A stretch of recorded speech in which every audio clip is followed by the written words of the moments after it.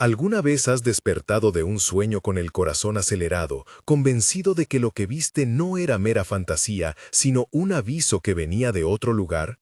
¿Has sentido que una imagen repetida late dentro de ti como una pequeña campana que pide ser escuchada? No has llegado aquí por casualidad. Lo que voy a contar ahora no es una historia cualquiera. Es una revelación que puede cambiar la forma en que interpretas tus noches y quizás la manera en que obedeces la voz de Dios en tu vida. En una villa junto a la llanura vivía Mateo, un profesor de escuela primaria conocido por su voz tranquila y por su hábito de escribir cartas a sus alumnos cuando pasaban por momentos difíciles.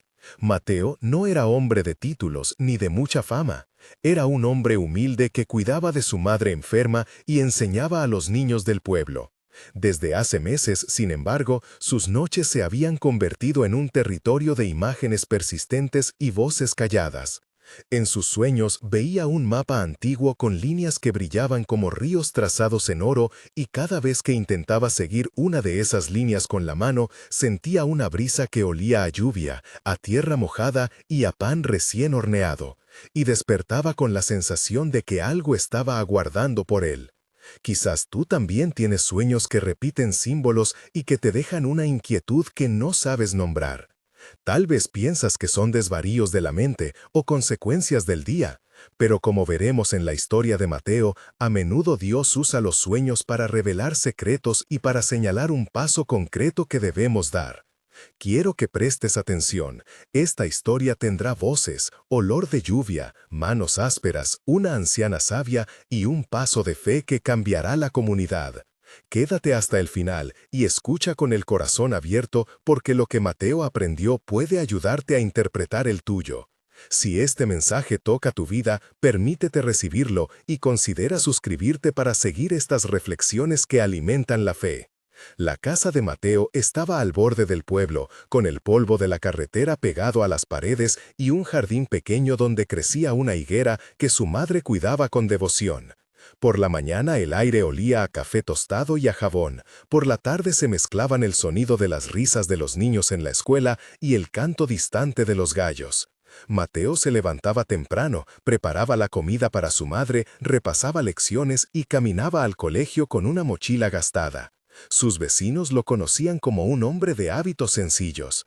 Ana era su hermana menor y venía a menudo a ayudar con las compras y con las medicinas. Marta, la panadera, dejaba pan caliente en su puerta cuando la familia pasaba apuros. Lucas, su amigo de la infancia, le traía noticias del mercado y compartía con él silencios sobre la fe. El padre, José, el pastor del pueblo, era un hombre de voz profunda que rezaba cada mañana en la iglesia y a quien Mateo visitaba en busca de consuelo espiritual.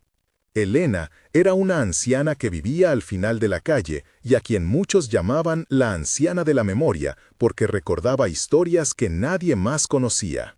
Rafael era el mercero que ofrecía crédito a los vecinos en momentos difíciles y Sofía, la maestra de música, que acompañaba las celebraciones con su flauta.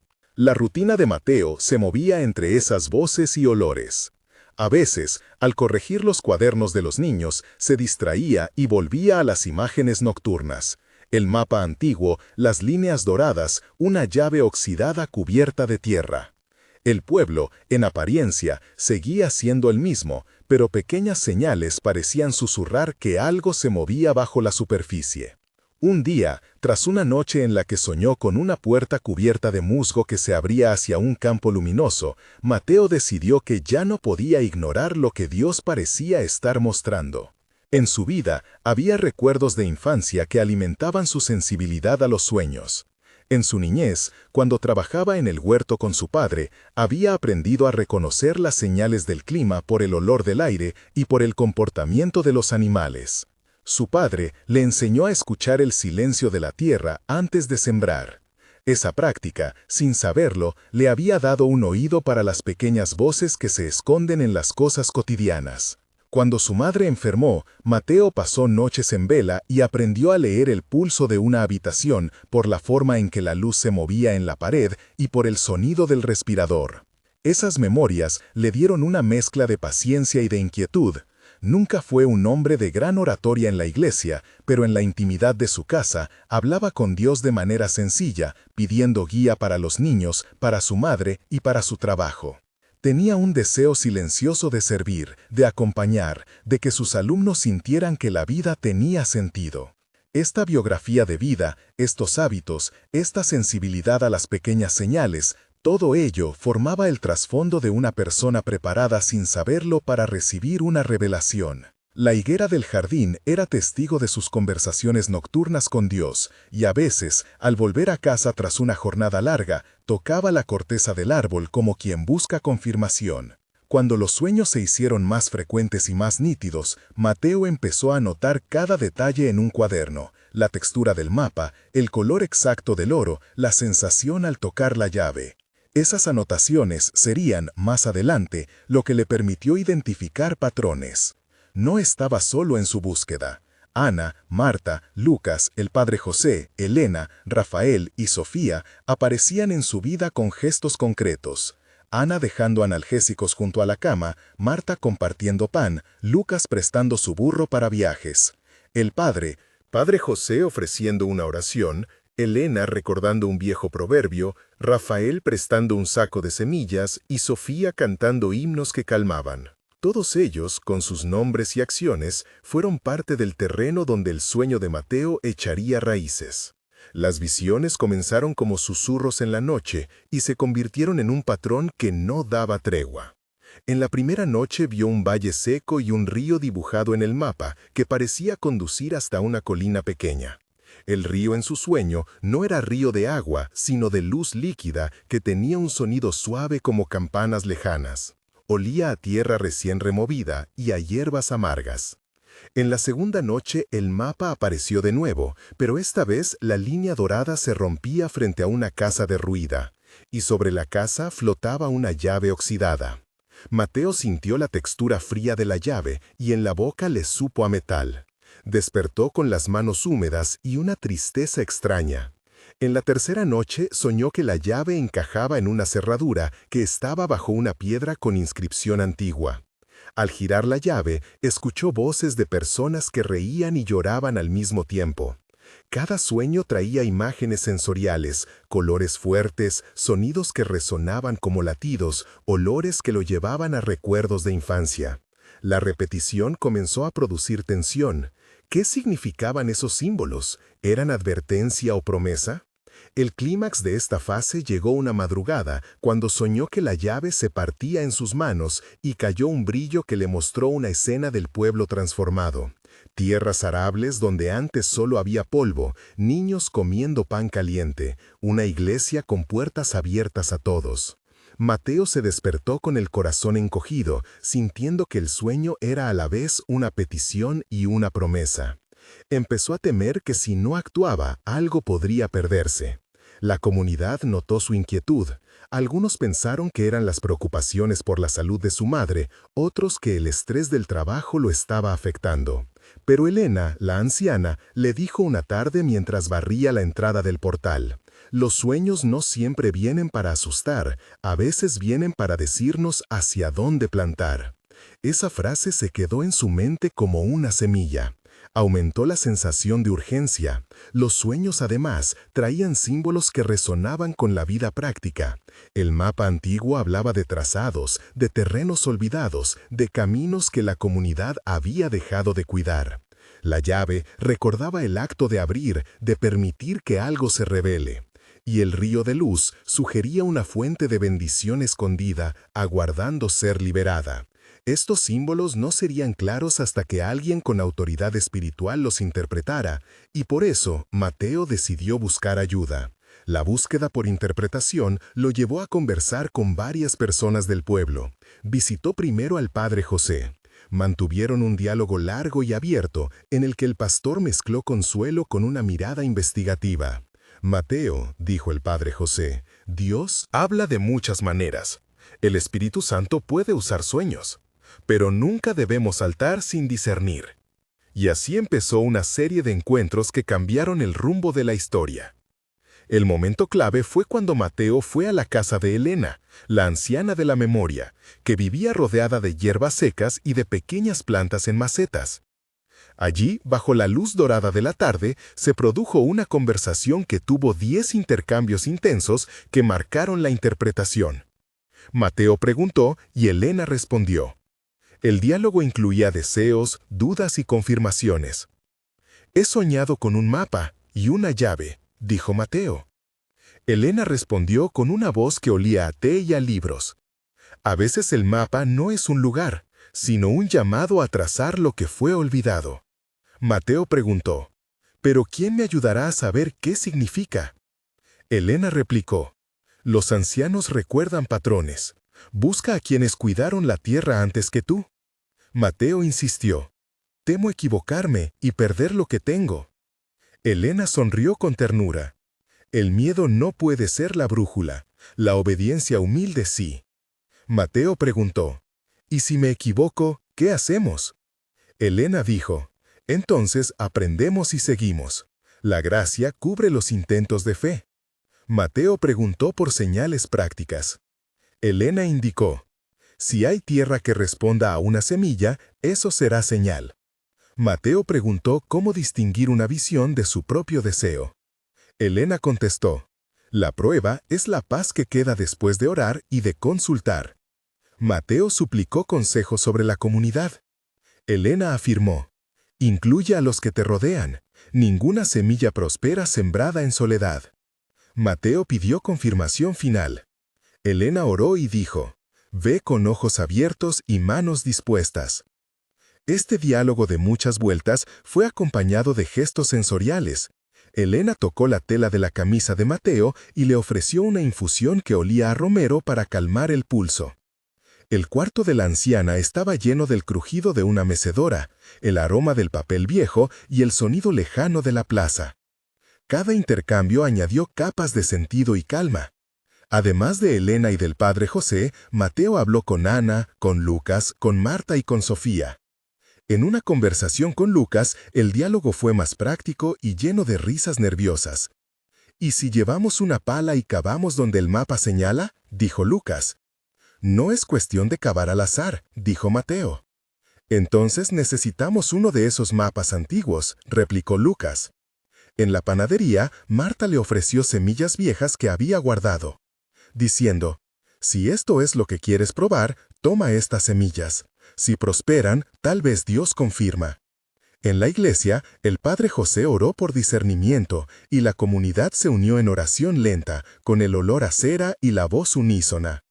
Estos encuentros sumaron palabras y acciones que empujaron a Mateo hacia una decisión meditada. Antes de actuar, Mateo sopesó su miedo y su obediencia. Hubo noches de oración profunda, llamadas a amigos, consultas con el padre José y con Elena y largas conversaciones con Ana que le recordaban su responsabilidad familiar. La decisión de Mateo fue, en esencia, un paso de fe que mezcló planificación y rendición. Elaboró un plan humilde. Primero, hablaría con la junta de vecinos para explicar lo que significaban sus sueños y pedir permiso para investigar el lugar señalado por sus anotaciones. Segundo, recogería recursos modestos con la ayuda de Rafael en la tienda y de Marta con panes para sostener a quienes trabajaran. Tercero, acordó que si encontraban algo que pudiera beneficiar a la comunidad, se compartiría de inmediato. Las primeras dificultades aparecieron con rapidez. Algunos vecinos desconfiaron. «No podemos desperdiciar tiempo cavando por visiones», dijo un comerciante llamado Hugo en la plaza. Otros mostraron interés pero pocas manos. El dinero era poco. El pueblo llevaba años de sequía y las radios de la comarca hablaban de recesión. Mateo enfrentó la crítica con humildad y con argumentos prácticos. Mostró sus anotaciones, los patrones de sus sueños y las semillas que Marta había donado. Organizó una reunión en la que Sofía tocó una melodía suave para calmar. Pablo, un agricultor que había trabajado la tierra en tiempos mejores, ofreció su experiencia. Ana y Lucas coordinaron a los jóvenes. Rafael facilitó herramientas básicas. A pesar de las dudas, se sumaron algunos y la comunidad comenzó a moverse. La primera jornada de trabajo tuvo olor a sudor, a tierra y a pan compartido. A los pocos días aparecieron problemas imprevistos. Una piedra dura que frenó la pala, una lluvia que arruinó la marca trazada, la enfermedad pasajera de la madre de Mateo que lo obligó a ausentarse un día. Cada dificultad amenazó con detener el proyecto. En esos momentos de tensión, Mateo recordaba las palabras de Elena y la sensación de paz que quedó tras la oración comunitaria, y eso le permitió perseverar. La acción y el milagro llegaron de manera gradual, con detalles sensoriales que nadie olvidaría. En el lugar señalado por las líneas del sueño, tras retirar capas de tierra polvorienta, aparecieron restos de un sistema de canales antiguos que los viejos del lugar mencionaban solo en sus relatos. El sonido al cavar era áspero, la tierra olía a hojas antiguas y a hierro, y las manos de los trabajadores estaban cepilladas de barro. Encima de una piedra se encontró una cerradura oxidada y dentro la huella de una llave exacta a la que Mateo había soñado. Cuando la llave encajó y la cerradura cedió, se oyó un murmullo que inició en una persona y se expandió como un viento de esperanza. La primera señal concreta fue un pequeño brote que apareció en el surco, donde la semilla fue depositada. Al principio fue apenas una hebra verde entre el polvo, pero con los días creció robusta y resistente. Los vecinos se reunían cada atardecer para ver cómo la planta respondía.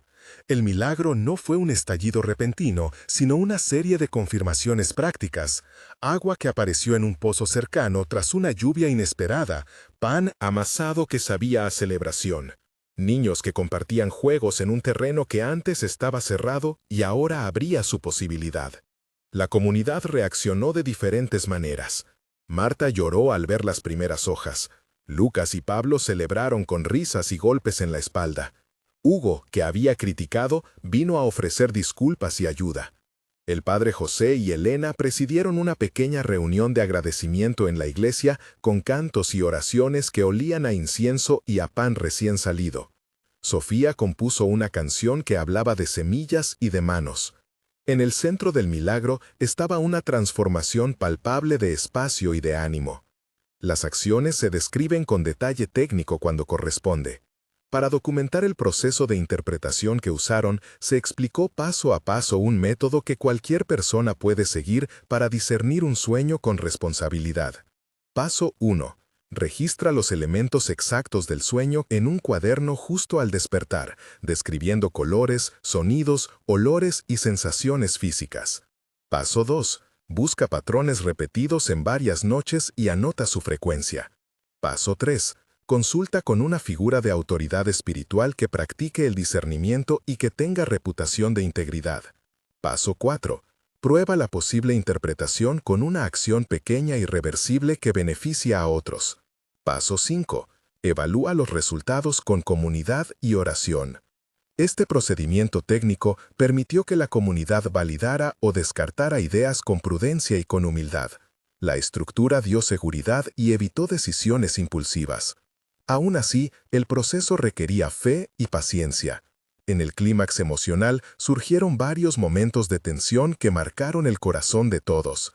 En un momento, la sequía volvió con fuerza y amenazó la recién germinada plantación, creando miedo y dudas en quienes trabajaban. La tierra se agrietaba y el sol golpeaba con dureza. Era crucial regar con cuidado, pero el agua escaseaba. La comunidad se reunió en oración con los ojos llorosos y las manos en la tierra reseca. La tensión fue tanta que algunos pensaron en abandonar. Mateo oró en voz alta y pidió a Dios fortaleza. La lluvia llegó al tercer día, no en tormenta, sino en una bendición lenta que humedeció las raíces.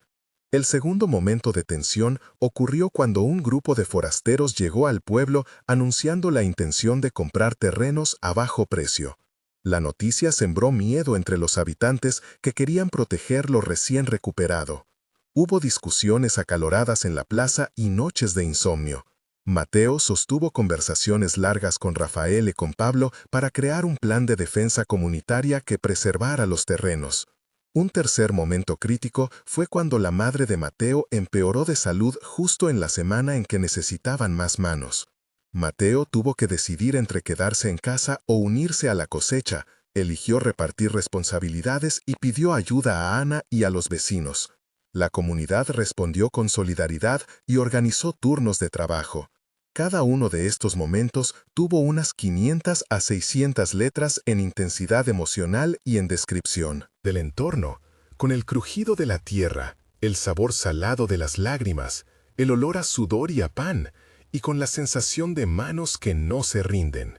Un cuarto momento de tensión surgió cuando el primer brote fue atacado por una plaga de insectos. Vieron cómo hojas amanecían mordidas y la sangre fría del miedo corrió por las venas de los más ancianos. Entonces, Marta y Sofía, junto a Pablo, elaboraron una solución natural con hierbas que Elena les enseñó y que olía a ajo y a naranja amarga. Aplicaron la mezcla con cuidado y, tras noches de vigilias, la plaga cedió.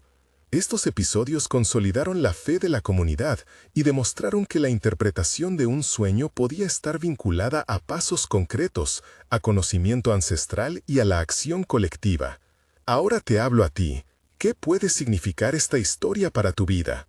Primero, recibe la posibilidad de que Dios te hable en sueños. No todos los sueños vienen de Dios, pero algunos sí. Anota cada detalle y busca patrones. Segundo, no actúes solo. Busca la guía de un anciano o de un líder espiritual de confianza que pueda ofrecer discernimiento basado en oración y experiencia. Tercero, convierte la interpretación en un paso práctico y pequeño que beneficia a otros. No es fe si no se encarna en acción. Si en tu sueño aparece una llave que significa abrir, busca qué puerta concreta puedes abrir hoy para servir. Si percibes un río de luz que sugiere provisión, considera qué semilla puedes plantar con lo que tienes ahora. Te propongo un ejercicio simple. Toma un cuaderno y escribe el último sueño que te ha perturbado. Describe colores, olores, sonidos, sensaciones y quiénes aparecen. Luego, ora para pedir claridad y discútelo con alguien de confianza. Si surge una idea práctica, proponla a una persona más y prueba con un paso pequeño y reversible que no ponga en riesgo a nadie. Comparte lo que descubras con tu comunidad. Cuando las interpretaciones se prueban con amor y con prudencia, se transforman en servicio. Recuerda las palabras del Padre José en nuestro relato: el Espíritu Santo guía en paz, y la de Elena: incluye a los que te rodean. Estas voces de autoridad te permiten equilibrar el asombro espiritual con la prudencia diaria. Aquí tienes 3 preguntas para reflexionar. ¿Qué símbolo se repite en tus sueños? ¿Qué tensión emocional te describe? ¿Y qué paso concreto puedes dar esta semana que sea pequeño pero significativo? Me gustaría que, si lo deseas, escribas en los comentarios una frase que empiece con "mi señal" y describas brevemente lo que viste. Compartir ayuda a otros a no sentirse solos y a que la comunidad ofrezca discernimiento. Si ya has tenido experiencias así, comienza tu comentario con "mi señal" y 2 líneas explicando cuál fue. Al compartir, ayudas a crear un espacio donde la fe se acompaña y se prueba. Recuerda que la comunidad es parte del proceso de discernimiento. El cierre de esta historia llega con tiempos que muestran la transformación. Un mes después del primer brote, el terreno aún mostraba señales leves de crecimiento. La comunidad celebró una pequeña reunión en la plaza.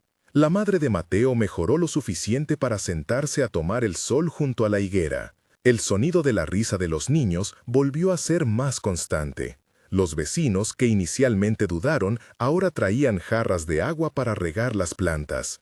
Las manos curtidas de Pablo y la canción de Sofía marcaron la nueva rutina. A los 3 meses, la cosecha parcial fue suficiente para armar un pan comunitario que compartieron en la iglesia. La confianza entre los vecinos se fortaleció. Algunos jóvenes empezaron a interesarse por la agricultura de manera práctica y pidieron más formación. El padre José organizó talleres de oración y trabajo, y Rafael comenzó a reservar herramientas para la comunidad. Se abrió un pequeño fondo para semillas y para emergencias familiares. A los 6 meses, el panorama era más claro y más esperanzador. El terreno había producido suficiente para repartir semillas a las familias más vulnerables. La escuela introdujo un taller de huerto escolar, y la iglesia transformó parte de su espacio en un centro de enseñanza sobre técnicas sencillas de cultivo. Mateo vio que lo que comenzó como un sueño tímido se convirtió en una semilla de cambio social. La transformación afectó vidas concretas. Ana consiguió estabilidad emocional y empezó a liderar un grupo de apoyo. Marta amplió su panadería y dio empleo temporal a jóvenes. Lucas emprendió proyectos de reparación de herramientas. Elena fue reconocida como pilar de sabiduría. Rafael comenzó un sistema de crédito comunitario. Sofía documentó las canciones y Pablo enseñó técnicas de riego. El cambio no fue mágico sino una mezcla de revelación, interpretación, pasos de fe y trabajo colectivo. Al final, todos reconocieron que Dios había hablado de diversas maneras y que el Espíritu Santo había guiado pequeños pasos de obediencia. La conclusión es clara y esperanzadora. Lo que para Mateo parecía un sueño confuso se transformó en una misión comunitaria que produjo fruto físico y espiritual. Recapitula contigo lo esencial. Un sueño puede ser semilla. La interpretación responsable necesita comunidad y autoridad. El paso de fe debe ser pequeño, reversible y enfocado en servir. Ora, comparte y actúa. Confía en que Dios obra incluso en los lugares más humildes. Si esta historia ha tocado tu corazón, escribe en los comentarios "mi señal" y relata breve lo que viste. Si deseas más guías prácticas sobre cómo discernir sueños y cómo convertirlos en pasos de fe que beneficien a tu comunidad, suscríbete para recibir más historias y enseñanzas. La comunidad que se forma aquí es un lugar para acompañarnos en los intentos, en los aprendizajes y en las bendiciones. No estás solo. Recuerda esta frase final que puedes llevar contigo. El sueño que Dios planta en el corazón no es para guardarlo, sino para sembrarlo. Si esta historia te ha dado esperanza, compártela y acompáñanos en El Camino de Fe.